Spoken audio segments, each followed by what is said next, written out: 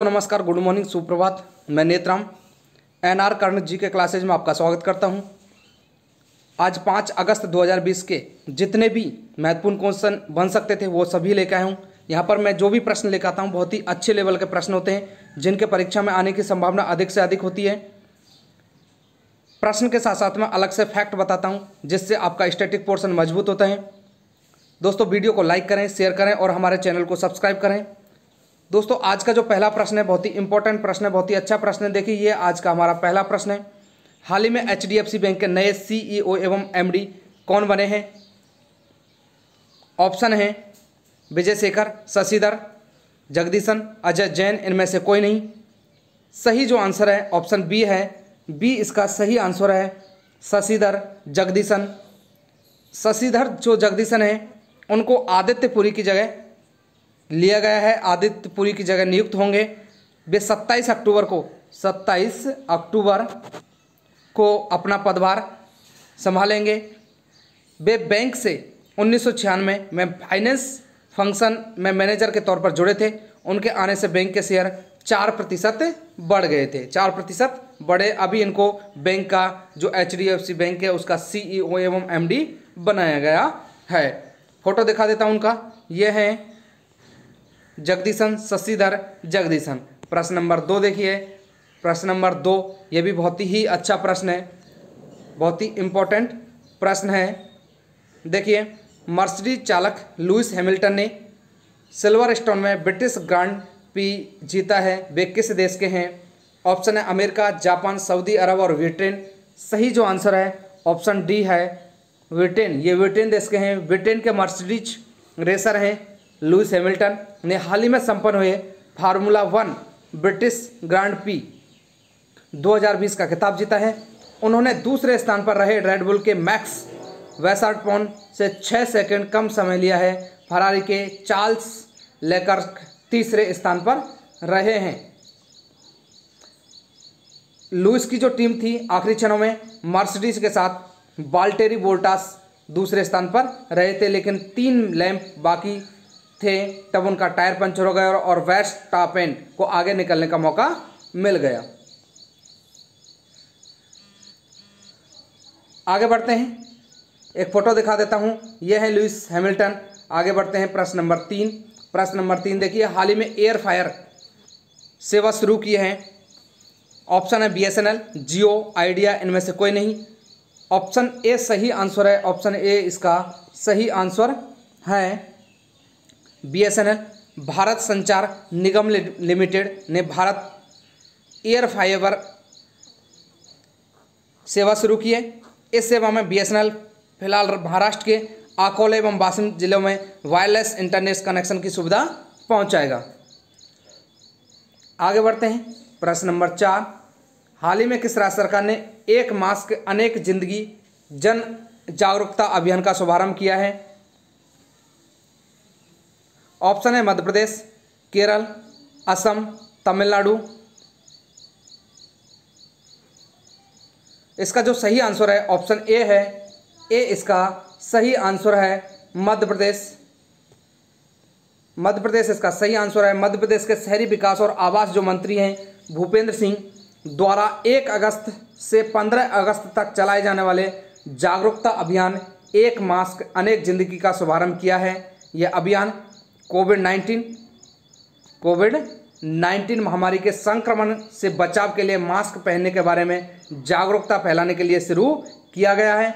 इस अभियान के अंतर्गत एक मास्क बैंक की स्थापना की गई है जहां लोग मास्क दान कर सकते हैं जो बाद में गरीब लोगों को फ्री में दिया जाएगा। नागरिक किसी भी जिले या शहरी निकाय में गैर सरकारी संगठन के माध्यम से मास्क दान कर सकते हैं। आगे बढ़ते हैं, देखिए ये है मध्य प्रदेश के बारे में कुछ इंपॉर्टेंट पॉइंट। जीवन अमृत योजना इम्यूनिटी बढ़ाने के लिए मध्य प्रदेश में चलाई गई।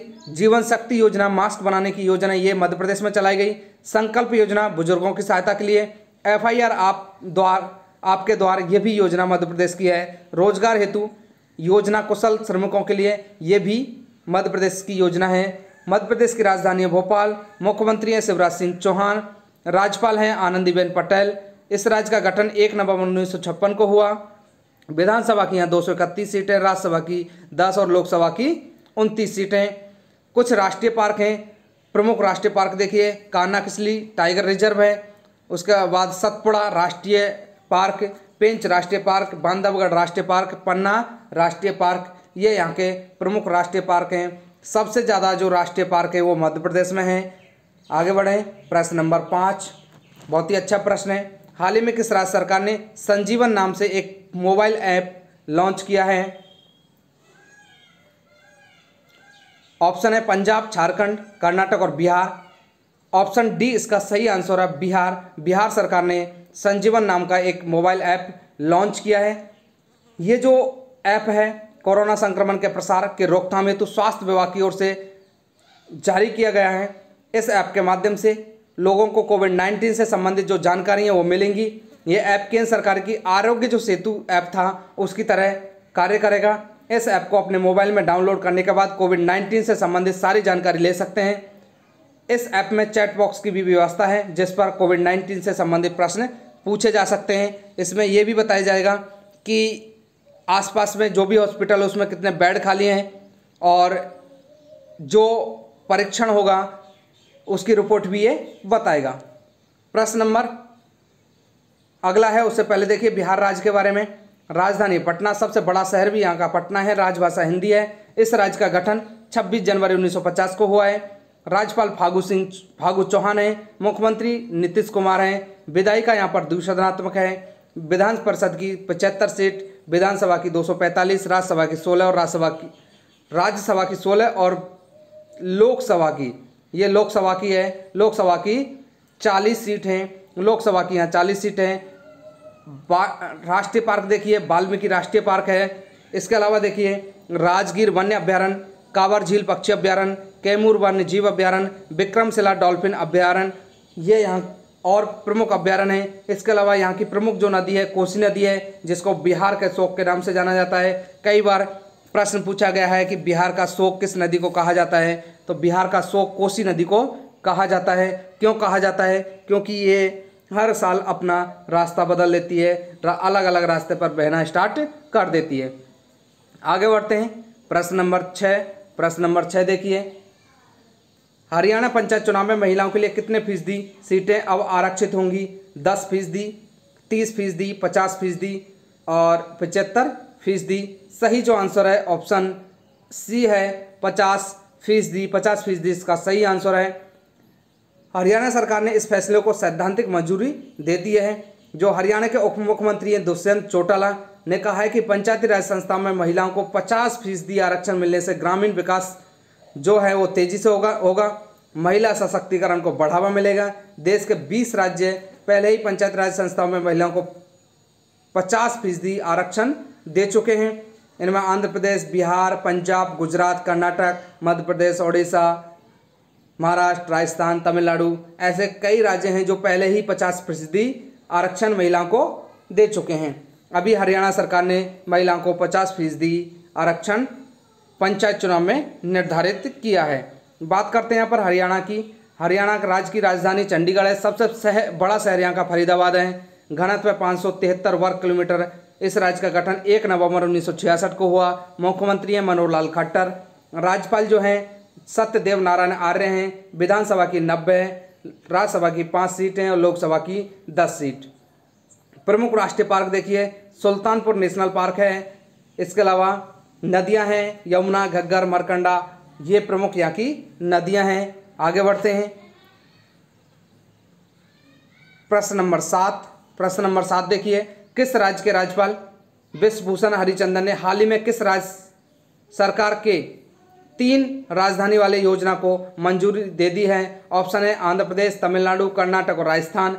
सही जो आंसर है ऑप्शन ए है आंध्र प्रदेश। आंध्र प्रदेश सरकार ने जो राजधानी है 3 योजना वाली जो राजधानी 3 राजधानियों वाली जो योजना थी उसको मंजूरी दे दी है। आंध्र प्रदेश के जो राज्यपाल विश्वभूषण हरिचंदन ने राज्य सरकार के 3 राजधानी वाले योजना को मंजूरी दे दी है। आंध्र प्रदेश की जो सीएम है, आंध्र प्रदेश के जो सीएम हैं, आंध्र प्रदेश की जो सरकार जगनमोहन रेड्डी सरकार ने इस साल शुरुआत में राज्य की 3 राजधानी बनाने की योजना को आकार देने संबंधी विधेयक को आंध्र प्रदेश की विधानसभा में पेश किया। इस कानून के तहत आंध्र प्रदेश 3 राजधानियां होंगे। इसके साथ ही ऐसा करने वाला ये देश का पहला राज्य बन गया है।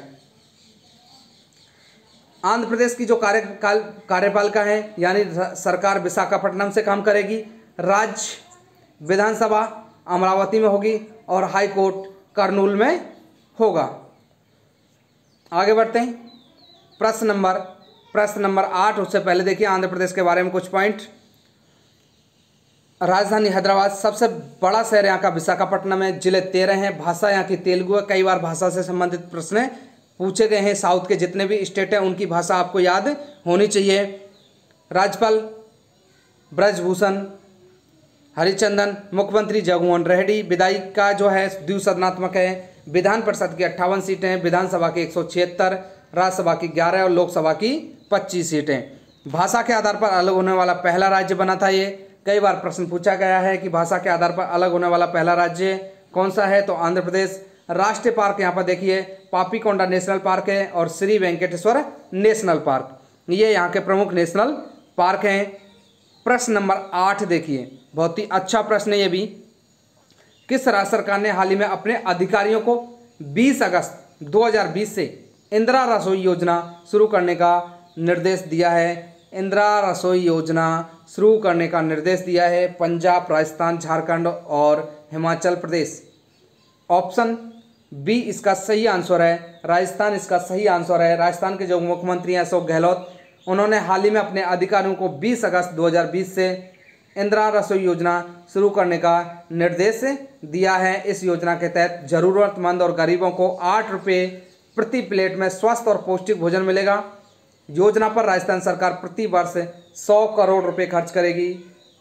राजस्थान सरकार के अनुसार इस योजना के माध्यम से प्रति वर्ष 4 करोड़ 87 लाख लोगों को भोजन उपलब्ध कराया जाएगा। उन्होंने भोजन के में प्रति थाली 100 ग्राम दाल, 100 ग्राम सब्जी, 250 ग्राम चपाती और अचार का मेनू निर्धारित किया है। जो रसोई योजना है इंदिरा रसोई योजना, उसमें दाल, सब्जी, चपाती और अचार मिलेगा। बात करते हैं राजस्थान के बारे में। राजस्थान के कुछ पॉइंट देखिए। राजकोप सिटीजन ऐप ई पास के लिए राजस्थान सरकार द्वारा जारी किए गए थे। स्वास्थ्य मित्र राजस्थान सरकार द्वारा नियुक्त किए हैं। स्माइल ई लर्निंग प्लेटफॉर्म, ये राजस्थान सरकार की एक योजना है। आयु एवं सेहत साथी ऐप, जो डॉक्टरों से सलाह लेने के लिए ऐप बनाया गया था। राजधानी जयपुर है। मुख्यमंत्री अशोक गहलोत, राज्यपाल कलराज मिश्र हैं। जनसंख्या घनत्व यहाँ का 200 वर्ग किलोमीटर है। क्षेत्रफल है 3,42,239 वर्ग किलोमीटर, जो क्षेत्रफल की दृष्टि से राजस्थान सबसे बड़ा राज्य है। इस राज्य का गठन 1 नवंबर 1956 को हुआ है। विधानसभा की यहाँ 200 सीटें हैं। राज्यसभा की 10 सीटें हैं। राज्यसभा की यहाँ पर देखिए 10 सीटें हैं। लोकसभा की 25 सीटें हैं। कुछ राष्ट्रीय पार्क देखिए, केवलादेव राष्ट्रीय park, Ranthambore national park, Mukundra hills national park और राष्ट्रीय मरु उद्यान, ये यहाँ के प्रमुख राष्ट्रीय पार्क हैं। आगे बढ़ते हैं। प्रश्न नंबर 9 देखिए। सिंगापुर स्थित एक गैर सरकारी संगठन NGO alliance to end plastic waste आगामी 5 वर्षों में प्लास्टिक अपशिष्ट को कम करने हेतु किस देश में 70 से 100 मिलियन अमेरिकी डॉलर निवेश करने की योजना बना रहा है? ऑप्शन है नेपाल, चीन, रूस और भारत। सही जो आंसर है ऑप्शन डी है। ऑप्शन डी इसका सही आंसर है। भारत इसका सही आंसर है। एनजीओ जो है पर्यावरण परियोजनाओं के लिए कुल 500 मिलियन अमेरिकी डॉलर का निवेश करने का योजना बना रहे हैं। इसमें 100 मिलियन अमेरिकी डॉलर भारत के लिए, जबकि बाकी जो धनराशि है दक्षिणी पूर्व एशिया और चीन के लिए आरक्षित है। ये जो संगठन है alliance to end plastic waste की स्थापना 2019 में हुई थी। इसका लक्ष्य प्रत्येक साल 8 मिलियन टन प्लास्टिक अपशिष्ट के समुद्र में फेंके जाने जैसी गंभीर एवं जटिल समस्या के समाधान के लिए कार्य करना है। सिंगापुर के बारे में बात करें तो देखिए, सिंगापुर की राजधानी सिंगापुर नगर है। राष्ट्रपति है सैलपन रामनाथन। प्रधानमंत्री ली सिएन लॉन्ग हैं। स्थापना इस देश की 29 जनवरी 18 19 को हुई। मुद्रा है सिंगापुर डॉलर। आगे बढ़ते हैं। प्रश्न नंबर 10। हाल ही में केंद्र सरकार ने चीन की सीमा से लगे किस राज्य के गांवों में पर्यटन को बढ़ावा देने का निर्णय लिया है? ऑप्शन है उत्तराखंड, हिमाचल प्रदेश, सिक्किम, अरुणाचल प्रदेश। सही आंसर है ऑप्शन ए उत्तराखंड इसका सही आंसर है। उत्तराखंड चीन के साथ 350 किलोमीटर लंबी सीमा साझा करता है। केंद्र सरकार ने भारत के सीमावर्ती गांवों को सुरक्षित बनाने के लिए जनजातीय पर्यटन की अवधारणा को बढ़ावा देने का निर्णय लिया है, लेकिन इस दिशा में आगे बढ़ने के लिए inner line permit ILP inner line permit प्रणाली से उत्तराखंड के कुछ हिस्सों को मुक्त करना होगा। इनर लाइन परमिट ऐसा दस्तावेज है जो एक भारतीय नागरिक को ILP जो इनर लाइन परमिट है के प्रणाली के तहत संरक्षित राज्य में जाने या रहने की अनुमति देता है। सीमावर्ती क्षेत्रों में ग्रामीण पर्यटन से इन गांवों की सुरक्षा और निगरानी सुनिश्चित होगी। बात करते हैं यहाँ पर देखिए उत्तराखंड की। उत्तराखंड के बारे में राजधानी देहरादून। गठन हुआ है इस राज्य का 9 नवंबर 2000 को। 9 नवंबर 2000 का इसका गठन हुआ है। राज्यपाल बेबी रानी मौर्य हैं। मुख्यमंत्री त्रिवेंद्र सिंह रावत हैं। विधानसभा की 71 सीटें, राज्यसभा की 3 और लोकसभा की 10 सीटें। पर्यटन स्थल देखिए फूलों की घाटी, केदारनाथ, गंगोत्री और यमुनोत्री, ये यहाँ के कुछ पर्यटन स्थल हैं। दोस्तों मैं आशा करता हूँ वीडियो आपको अवश्य ही अच्छी लगी होगी। वीडियो को लाइक करें, शेयर करें और हमारे चैनल को सब्सक्राइब करें। दोस्तों मैं जो प्रश्न आज का प्रश्न देता था और कल का प्रश्न का जवाब देता था, आज वो प्रश्न मैं यहाँ पर नहीं लेके आया हूँ। तो दोस्तों इसी के साथ मैं वीडियो को समाप्त करता हूँ। सभी लोगों के लिए धन्यवाद।